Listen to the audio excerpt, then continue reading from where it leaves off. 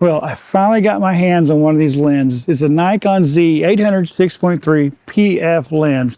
And huge thanks to Bill for letting me take this for a couple weeks out here to Homer to shoot it and see what it's really like.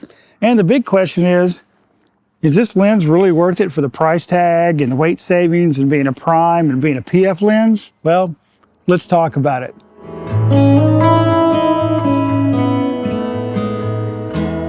Well, I've been wanting to get my hands on this lens for a very long time, but this lens is really hard to get a hold of, as a lot of rental companies don't have this lens to send up here to Alaska. And I got real lucky that Bill got a copy of this lens a while back and said, hey, if you ever want to take it out, let me know. And I finally had some time to take it out for about 2 weeks out here to Homer to really play with it and mess with it. But what makes this lens so special? It is a $6,000 lens, and that's not extremely expensive, but it is pretty good price tag for most people. Well, it's the construction of this lens to get it 800 millimeters of 6.3 at the size and the weight that it is. And that's because it's a phase Fresnel lens. And what does that mean? Well, it's the way the lens is cut. You have fluorite lenses, elements, which are like in the big 600, 400 primes. That's what makes those so special. That is the best glass you're ever going to get. Then from there, you have UD or ED lens, which is Canon's UD, Nikon, they call them ED, and that is the main type of glass that most lenses are made out of. And that has some of those elements in here, but the element in here that causes the price to get even better, and the weight mainly, is the phase Fresnel lens. The way it's shaped, it's kind of a little stair step down the way it's shaped. Instead of a spherical lens, it's normally curved. And that saves weight and also gives you good sharpness and clarity. And that's what really brings us down. Now, I'll talk about later about pluses and minuses of phase Fresnel design as far as image quality, but right now we're talking about weight. And what is the weight of this lens? Why is that so special? Well, this lens comes in at 5¼ pounds. That's what makes it really nice. Now, I'm paired with the Z9 today, which is a very heavy body, but this is much lighter than my normal rig with my 400 2.8 TC lens, because that lens comes in around 7 pounds. So this lens is about 1.75 pounds lighter than that lens, and this guy goes 600 6.3. And that is the main attraction to this lens, is the weight and having 800 millimeters. But that is the main attraction to this lens, is the weight of the lens, keeping it much lighter to take it around and do longer hikes. And also the length of the lens. This lens is 15.2 inches, I think, from the flange to the end of the lens cap here. And actually what we have on this one is, we're going to do a video about this very soon again, is Bill has on here a Zemlin hood, replacement hood. Same lens hoods I put on all mine and a lot of my friends up here that do professional work. And nothing wrong with the lens hood that comes with these cameras, all the Nikon, Sony, Canons. But this Zemlin hood that's on here is just so much better, so much easier to use, and just a tank, and you really can't tear them up. Now we're going to run the field, show what we've captured for the last week or so of video and stills, and then we'll talk about the pros and cons of this lens being 800 millimeters at 6.3, phase Fresnel, how it really reacts and performs with the Nikon Z9 and the Z6 III, autofocus, things like that. So let's go out here in the field and show you what we got, and then we'll talk about the performance of this thing after that.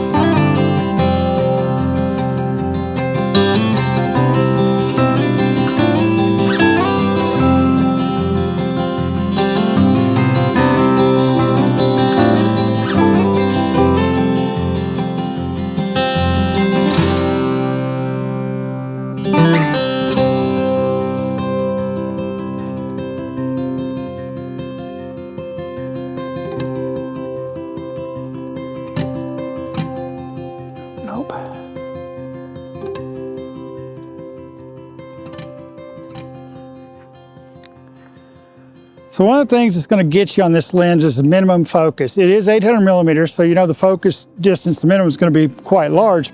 But this guy is 16 feet, a little over 16 feet. And that has got me a lot. I'm used to my 400 TC or 500, either 180 to 600, you know, getting fairly close to these finches and stuff, but I have to keep remembering I've got to back up more. When I'm trying to get close, I don't have to close that distance. And so that's one thing that's going to get you with this guy is that distance to subject, that minimum focus. There's so many times I've been at 12, 15 feet and I keep forgetting I got to back up, just like I was doing there.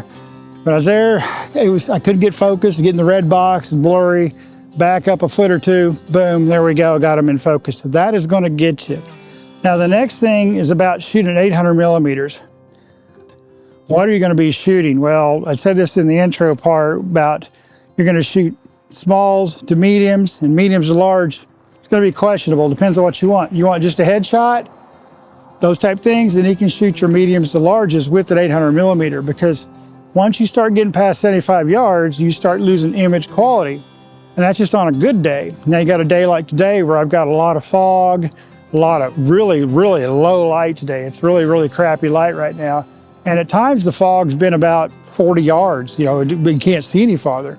And in those type of conditions like today, I'm starting to lose image quality past 30, 35 yards. I had some eagles today when I was shooting and I got, you know, past that range. You start seeing that the body feathers, the brown feathers are getting real faded and real muted out, and you can't really get that contrast back in the image just due to the atmospheric type conditions you got going on. They're going to degrade that image. I want to jump in here real quick and say thanks to DxO for sponsoring this video. They have a Black Friday sale going on right now from 17% up to 50% off if you're a new or returning user. And if you're a new user, use the code WILDALASKA to get you another 5% off on any of the software you buy on the site. And DxO has some amazing software. One of them that I can't live without is DxO Pure Raw 5. That one is the key to my editing process. After I cull, like what we just going through here today, the next step is pre-processing. So when I get to Lightroom, I have a lot less to do. So I get these two steps done, culling, pre-processing. The editing process is extremely, extremely quick, which makes my life a lot easier. Get those two pieces done, I'm a real happy camper. But go check out the DxO site for the Black Friday sale. If you don't have one of those pieces of software, download the trial software, try it out, see if you like it. If you don't, no biggie, move on with your life. If you do like it, there is a Black Friday sale going on. So anyway, back to the video.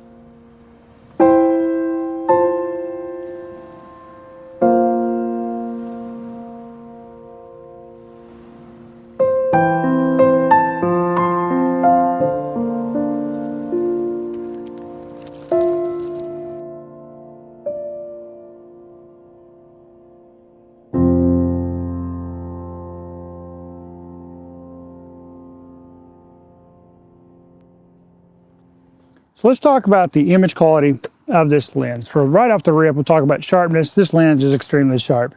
Pretty much any lens made in the market today is fairly sharp, but this lens is extremely sharp. As far as color rendition of this lens, it's really good. Now, PF lenses do have a little bit of a flatter color tone, not a lot. Nothing that you can't change in post versus your spherical lenses like the 400-2.8 or the 600 f4, things like that. It is just a touch flatter. Now, this 800 I've noticed, the 600 is better than the 500 PF that used to exist. The 500 PF on the F-mount lens was even a little more flatter than these, but these are catching up with the spherical lenses like the big primes and things like the S-line lens, really close. But you're not going to be unhappy with the color rendition of this. I'm just saying it's just a little bit flatter. Now, bokeh, that's where you get into some interesting stuff. On a good light day, normal conditions, your bokeh looks really good. But when you get conditions like today, or you get any type of atmospheric or low light, things like that, the bokeh is not bad. I don't want you to think that I'm fixing to say it's bad. It's not bad, it's different. So it starts messing with it a little bit, and sometimes you'll get, like when you have your normal spherical lenses, you'll have on a heat haze day, that's what I'm trying to look for, brain kind of locked up there for a second. We got heat haze, you'll see your grass in the bokeh sometimes have little lines through it, or your bokeh balls have little breaks or kind of little squiggles or blotches in them, things like that. And with the PF lens, you don't need a lot of atmospheric to start introducing that. Now, it's not real common, but it does happen. Other things you'll notice is some type of your chromatic abrasion, things like that, because this is a different type lens. You'll see a little bit more of that, but this lens really handles that really well. But there's times, like I had some finches in the top of their head where the light was meeting, where the fade was going out. You can see a little bit of a weirdness going on right there for the bokeh and the blend and the chromatic and things like that. Lens flare, sometimes shooting right into the light could cause problems with these lenses also, but again, it's not anything that you can't overcome, but it's just things you need to watch out for when you're shooting them to know that, yeah, it's going to act differently. But those are all fairly, not rare conditions, but they're just not as common situations you run into it. But overall, the image quality of this lens, it's amazing. Like I said, you do have a different type of bokeh look to a lot of your images when you're shooting these. Not bad, it's just different. That's what I can say about it. And most people that are shooting this, they may not be looking for that. They're looking for getting that image to look bigger. But overall, the image quality of this guy is fantastic. I have no problem with anything I've shot with this guy being something I would print, wall hang, if I got a really good image of it. Now let's jump into the autofocus of this lens with the motors and hitting the hit rate. It's really good.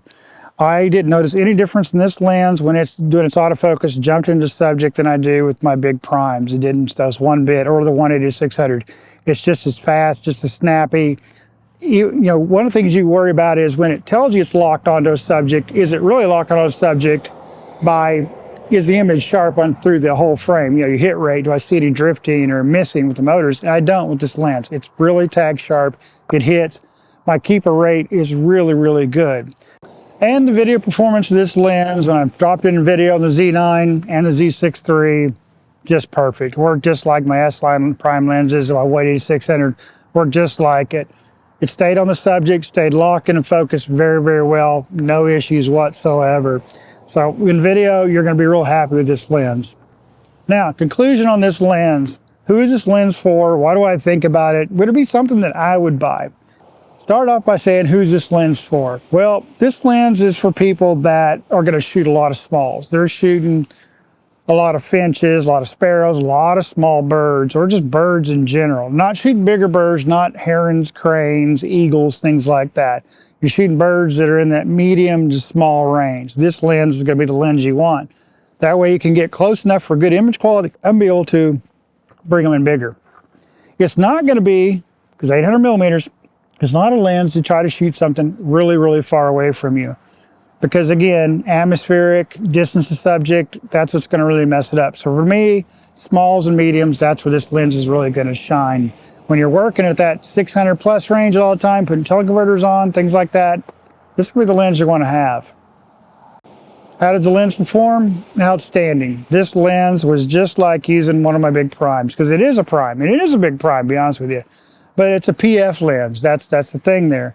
So overall, it performs really well. Where I didn't like it as much when the light conditions went really to crap, or if I had a medium subject to a larger subject, like we talked about before, I had to really back up quite a ways, and I had to back up too far, especially conditions like today, where normally, you know, I couldn't get the shot, because if I had a different lens, I would have approached closer, because it just gets too big in the frame. That's basically what it boils down to. If I had like a 400 or 500 or 600, I could have got closer to the subject and not completely lost the whole bird in the frame, where, you know, I couldn't get my composition right.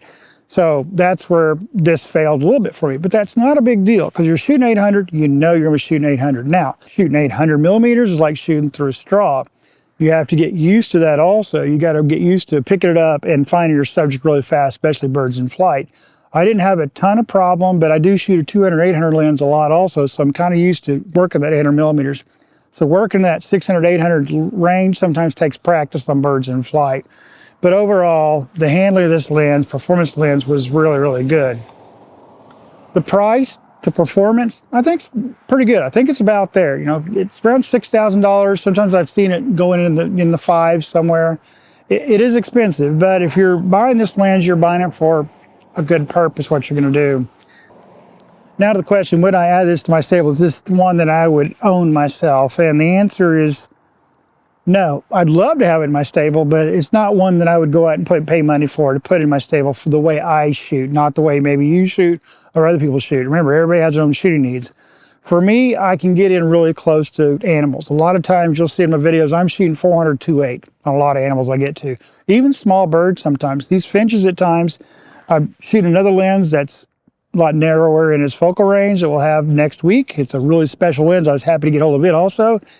And I had to get in a lot closer, and I was able to with the finches. With this guy, I had to back up a little bit sometimes, or get caught in that minimum focus distance. Those are the things that kind of got me with, you know, that 800 millimeters and that minimum focus distance.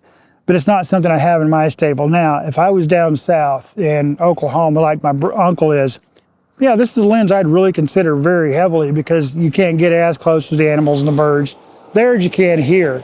And that's just me. Different shooting conditions for each of you denotes what kind of camera bodies and what kind of lenses that you're going to have. So always remember that when people give you a review or tell you their opinion on lens, that was for their shooting conditions, not your shooting conditions. So for somebody that's going to shoot a lot of smalls, that's not worried about that atmospheric conditions, that can get in that distance to enlarge those, this is a great lens. This lens performed fantastic. The images that came off of it, the video that came off of it was just incredible. I was really, really impressed with this lens. Like I said, those drawbacks I talked about with the PF, the minimum focus distance, and, you know, shooting through straw type things, those are things that you know you're going to get into with a lens like this. So you know you put that in consideration when you went and bought it. So this is a fantastic lens, and I was really happy. And thank you, Bill, so much for letting me borrow this lens. Hey, everybody, tell Bill thank you in the comments for letting me borrow this lens for a couple weeks. That's a lot of trust to let somebody take out a $6,000 lens for a couple weeks, you know, to shoot. And it has been a joy, and I enjoyed it. And thank you guys for watching the video. And if you're new to the channel, you find yourself coming back from time to time, please subscribe to the channel. That's the best way to help me out for growing this channel and supporting the channel. And until next time we talk, guys, get outside and go run that shutter.